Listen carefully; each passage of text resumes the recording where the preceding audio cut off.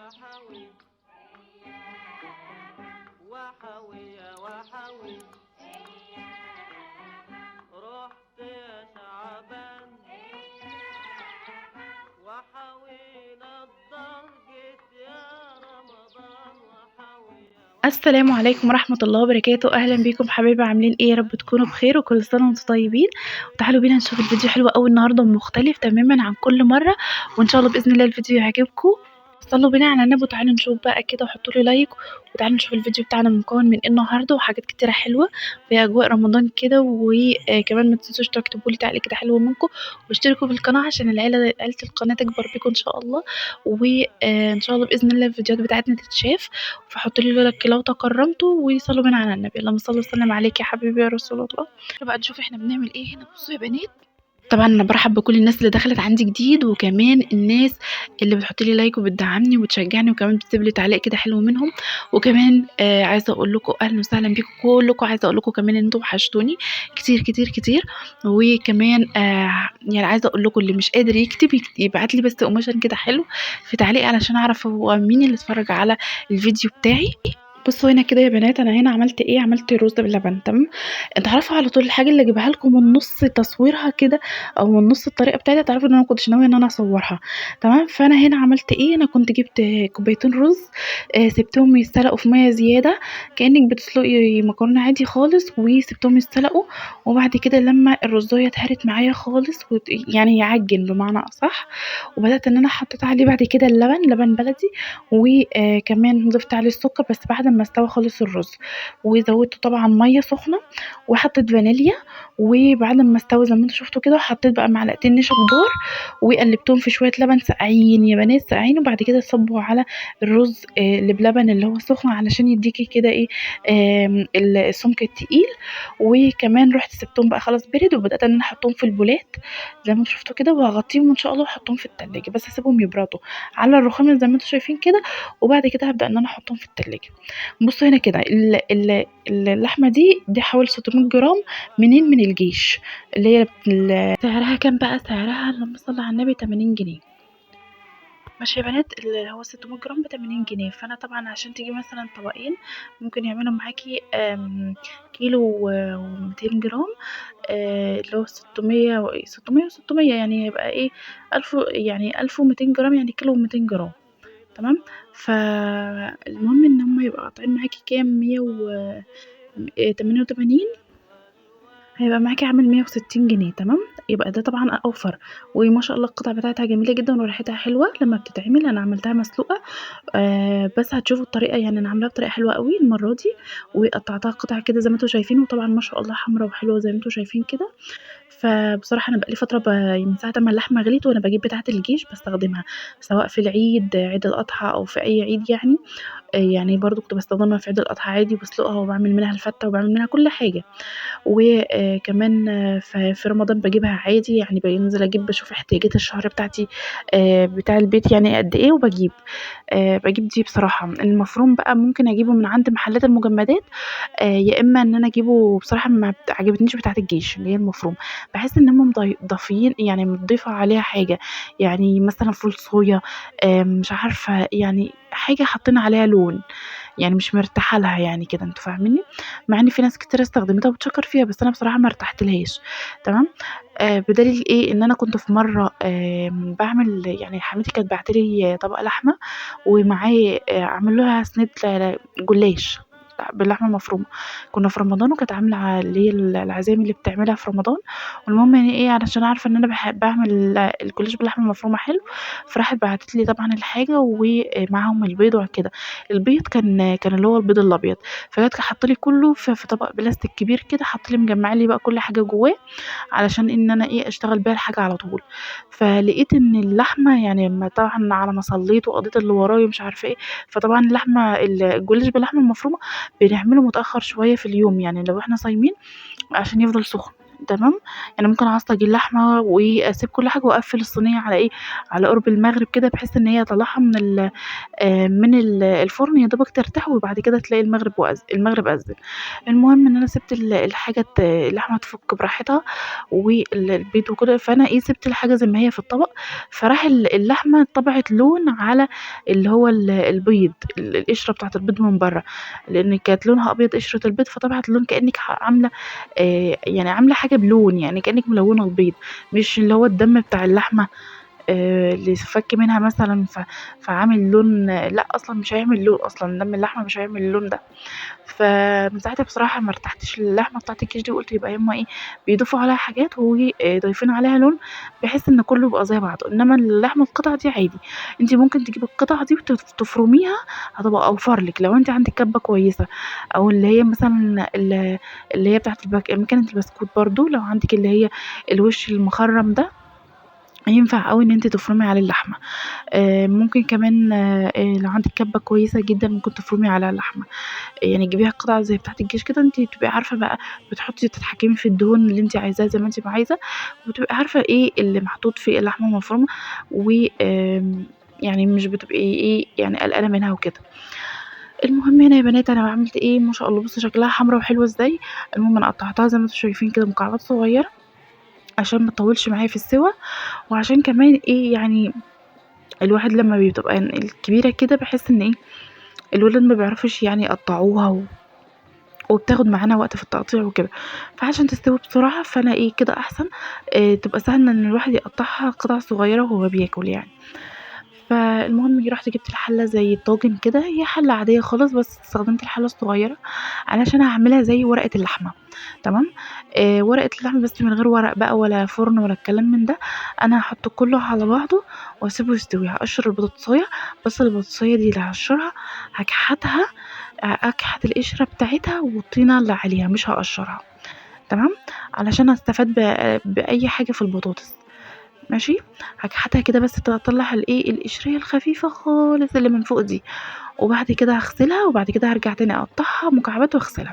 انا هنا بوريكم اللحمه خلاص حطيتها على النار، هغطيها تاكل في نفسها كده وتستوي مع نفسها من غير ميه من غير اي حاجه.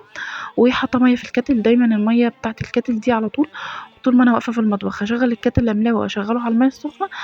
سلقت مكرونه، باخد الميه المغليه بتاعه الكاتل واسلق بيها مكرونه على طول، توفير للغاز وتوفير للوقت، عشان احنا طبعا في الشتاء وفي الحاجة بتاخد وقت كبير جدا على ما بتغلي.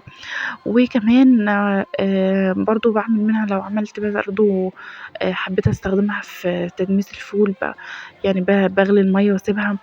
مثلا حبيت ان انا مثلا استخدم اعمل الرز، اعمل اي حاجة في المطبخ بستخدم المية بتاعة الكتل.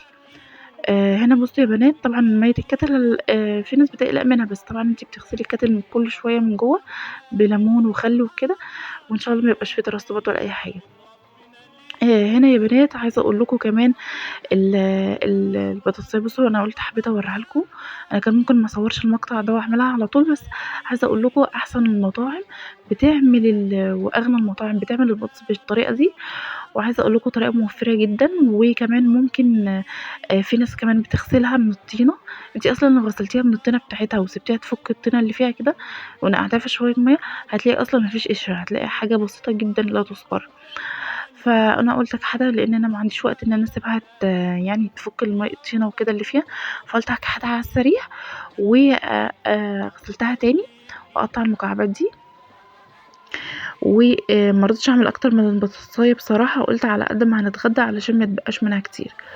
وهعمل الجزرات دي هبشرها، وهحط كل الكلام دوت، وهقطع طماطم بقى. انا عندي بقى طماطم كنت ساعتها عامله فطار وعامله لهم الطماطم دي مقطعاها حلقات، المهم اتاكل منها واتبقى شويه، فقلت لا انا مش هرميها ولا ان انا هركنها في التلاجة، لا هستخدمها دلوقتي في الغدا. فطلعتها استخدمتها رغم ان انا عندي قوطه تانية، بس انا قلت لا هستخدم دي الاول ولو عوزت هجيب من التلاجة. فاستخدمتها قطعتها قطع صغيره برضو مكعبات زي كده، وحطيت كله على بعضه على النار. تعالوا بقى نشوف هنعمل ايه، وشوفوا معايا كل الكلام اللي انا قلت لكم دوت بالخطوات وعملي. بصي عايزه اقول لك على قد ما تقدري حاولي ان انت ما ترميش حاجه. طبعا اللي يحافظ على النعمه تحافظ عليه، تمام زي ما احنا متعودين وبنسمع من زمان. وكمان الواحد لازم يلاقي الحاجه اللي في ايده وما يرميش وخلاص. حتى لو معاكي تجيبي غيرها، حتى لو معاكي او لو عندك في البيت غيرها كتير، لا حافظي على الحاجه، مش شرط عشان الغلا اللي احنا فيه، لا ده خليه مبدأ في حياتك اصلا من زمان، ومش في الاكل والشرب بس، في كل حاجه. ان الواحد يتقل في كل حاجه، هتلاقي ان من اتقى الله يجعل له مخرجا. اللي هيتقل في اي حاجه بيعملها في حياته، ربنا هيجعل ليه يعني هيسر له اموره، يعني ييسر له اموره، هيجعل له مخرج من اي ضيق ومن اي كرب من اي حاجه وحشه. فلازم نتقل في كل حاجه.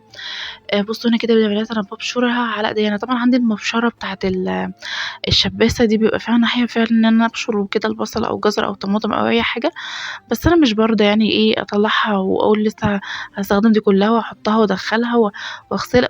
فبنجز بقى ايه حاجتي بقى ايه، لان الجزريه كلها اصلا صغنططه، فبنجز حالي باللي هي صغنطوطه دي. وبرضه لما باجي اعمل ابشر بصلايه صغننه بستخدمها برضه، فحلوه قوي بصراحه وعمليه. بتقشر اللي هي المبشره البرتقاني دي، بتقشر البطاطس وبتعمل كل حاجه، وبصل وجزر وكل حاجه يعني. بصوا هنا الطماطم اللي انا كنت بقول لكم عليها دي، انا بقطعها مكعبات اهي، دي اللي اتبقت من الفطار كانوا بياكلوها الولاد. طبعا انا مش هرمي حاجه وده النظام بتاعي من زمان يعني. اصلا هدفي في القناه ديت وفي القناه القديمه ان التوفير اهم شيء، التوفير اهم شيء يا بنات. وشعارنا التوفير وان احنا نعمل حاجه على قدنا، ولما تخلص نعمل تاني. عايزه اقول لكم بقى الستيكر اللي انا حطاه على الرخامه ده، على قد ما كنت فرحانه بيه، اللون الاسود ده انا كنت اصلا بدور عليه من بدري، من قبل ما اعمل الرخامه بتاعتي باللون الابيض، وانا نفسي اصلا اجيب اللون الاسود ده. عايزه اقول لكم اني عايزه كل شويه امسح فيها. بصوا يعني، بص اقل ميه تبان فيها، اقل ترابايه، اقل شويه رده، اقل حاجه تلاقي مبصمت وعملت المنظر اللي انتوا شايفينه ده. فلازم كل شويه اقعد امسح فيها كل شويه، عشان تحسي كده ان الرخامه رايقه، ما تحسيهاش ملحوسه كده وشكلها، لا لازم كل شويه ايه امسح فيها بالقماش. طبعا انا ما بحبش اجيب على الاستيكرات ميه، ولا اغسلها بالسبونشه ولا الكلام ده كله، علشان يعني الا بقى لازم الامر بقى في حاجه ضروريه، يعني مثلا تقطيع فراخ الحاجات دي. انما دلوقتي لا، بحب ان انا ايه.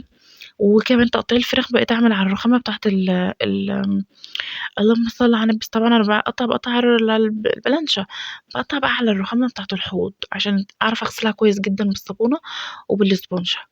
تمام خلاص كده يا بنات، هي كده الاكله يعتبر خلصت معانا. طبعا هعمل شويه رز بشعريه جنبها. وهنا بقى دور البصل. بصوا بقى يا بنات، البصل اللي انا مفرزاه، كنت لما اطحن شويه بصل في الكبه لطبخه ولا حاجه، اخد منهم شويه، اعمل حسابي في بصلايه زياده، واخد منها شويه واحطهم وابططهم في الكيس زي ما انتم شايفين كده، واطلع لما اكون مستعجله بدل ما لسه هفرم واجيب الخلاط واقشر واعمل، لا باروح مطلعه مكعبين كده زي ما انتم شايفين كده، واروح وكمان موفر. يعني انت ممكن البصلايه، يعني الطريقه بتاعه البصل دي في تفريزها حلوه قوي موفره. بس لو انت هتفرزيه تقطعيه وتحطيه في الكيس وعلى الفريزر على طول، ما تسيبوهوش بره يعني يقعد من قبل ما تفرزيه، لا تلحقيه بسرعه. بصي هنا كده يا بنات، انا حطيت طبعا الخضار اللي احنا قطعناه دوت على اللحمه، وهسيبه مع نفسه يستوي. هنا كمان شويه الرز اللي احنا عملناهم، انا تقريبا كنت عامله رز حبايه وحبايه مش رز بشعريه، لان انا عندي فيديوهات كتير لسه ما اتمنتجتش، فانا فاكره ان انا عامله رز بشعريه. المهم كله حلو ونعمه من عند ربنا. المهم انا هزود شويه ميه وهقفل على الحله كده تكمل سويه. عايزه اقول لكم يا بنات، هنا الحله دي مش عارفه ليه الحلل بتاعتي الغطيان بتاعتها اغلبيتها الايد وقعت منها يعني الغطيان، عشان كده انا مغطيها بطبق. وهنا برضو بصي الحله الصاج قلب تيفال دي بحب اعمل فيها الرز على طول عشان ما يلزقش. آه بصوا هنا برضو الايد بتاعتها برضو اتخلعت، اللي هي من الناحيه دي المسمره دي، مش عارفه ليه الحاجه بتطقطق كده بسرعه، مع ان والله العظيم عايزه اقول لكم الحاجات دي جايباها في الجهاز بتاعي، كانت غاليه في وقتها، كانت الحاجات دي يعتبر اغلى حاجه عن يعني كانت موجوده ساعتها، الستانلس وصاج قلب تيفال كل الاطقم انا كنت جايباها، الاطقم كلها كانت غاليه. طبعا دلوقتي في الوقت الحالي ده يعتبر غلا عن غلا، لا مختلف تماما. بصي انا كنت محتاره احط شويه الميه السخنين دلوقتي ولا استنى، احطهم دلوقتي ولا استنى. المهم رحت قلت لا، انا هحطها واسيبها تغلي مع نفسها وتستوي براحتها على الاقل من مهلها، صح. قُلت كده علشان بقى إيه، لو رُحت عملت أي حاجة وانشغلت عنها ما تلسعش منّي. وبُصّوا ده كان عايزة أقول لكم بقى الأكل كان شكله حلو أوي وكان يفتح النِفس، بس عايزة أقول لكم أنا ما حطيتش أي حاجة زيادة بصراحة، ولا عملت سلطة ولا عملت أي حاجة، لإن أنا كنت تعبانة في اليوم دوّة، فاستكفيت بكده. وما تنسونيش باللايك، والسلام عليكم.